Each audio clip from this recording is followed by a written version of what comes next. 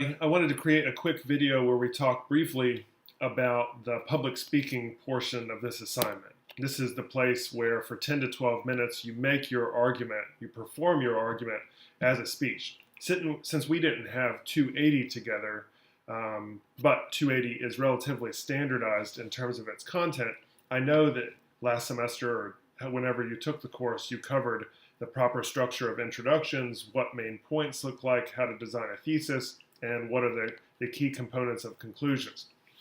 So when you're trying to think about what do I want to see or how am I evaluating this speech, I'm thinking about those things as well that we learned in 280. I'm thinking about three different criteria: the structure of the speech, its organization, the content of the speech, do you have evidence to support the claims that you're trying to make, and then finally is delivery. And what I want to focus mostly on in this quick video are the components of delivery that I'm talking about. You don't have to give this speech as a big formal presentation with a podium. In other words, you don't have to find a classroom. You can if you want to, but you don't have to find a classroom, set up the camera, deliver the speech from a podium, upload it to YouTube, send me the link, all that sort of stuff. You can do exactly what I'm doing right now, which is to try to deliver an extemporaneous speech seated at a desk, seated at a kitchen table, in a place that's relatively well lit, where the person on the other end of the camera can see you and hear you effectively without any distracting noises, right? A simple, no frills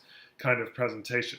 But in terms of delivering the presentation, there are a few things I'm looking for: your volume, your tone, your speed, and your fluidity. Now, the key lesson for all of these things, volume, tone, speed, and fluidity, is that variation is key. Anytime you get into a situation where you have exactly the same speed or exactly the same tone or exactly the same volume, it can get into a monotonous phrase, right? It can sound like you're reading something even when you're not, in fact, reading something. It can sound like you're not very interested in the topic that you're talking about, even though you are the one who chose the topic, because hopefully that topic is interesting to you or you think you have something to say about that topic. So the point I'm trying to make is to use variations in tone, variations in volume, variations in speed even, to achieve a kind of emphasis on a particular point, right? As you are transitioning from one complicated main point to the next, perhaps it's a good idea to slow down and to emphasize the transition point so the audience is following you. So that's sort of the big point of emphasis. The tip number one is to watch those four characteristics, make sure you're being heard, make sure you're loud enough, make sure you're not too fast, make sure you have tonal shifts and volume shifts and all that. But the key takeaway there is that variation can lead to emphasis. Variation can make a speech enjoyable for the audience members to listen to. The second thing is that public speaking is a one-shot deal, right? It's not like a paper where I can go back and reread the paragraph.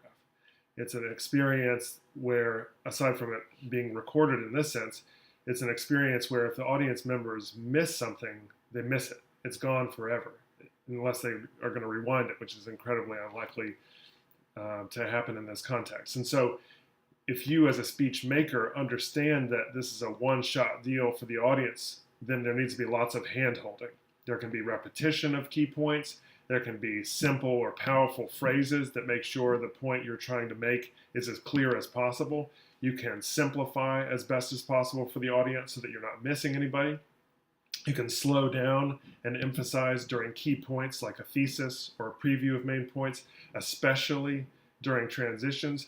You can pause for effect in ways that you can't obviously do so in a paper. So that's what we're talking about when we're talking about rewriting or retooling your paper into a speech, is because public speaking is a one-shot deal, and so there needs to be hand-holding that is in a spoken context that is not necessarily the case in a written context. But if you follow those simple instructions, if you follow those tips, variation can lead to great emphasis, and that public speaking is often a one-shot deal, and nobody is reading their speech, and you're working from a set of notes that you only have to look at once every 3 or 4 sentences, and you're excelling at that extemporaneous format of speaking, then everybody's going to do an incredible job. I look forward to watching these.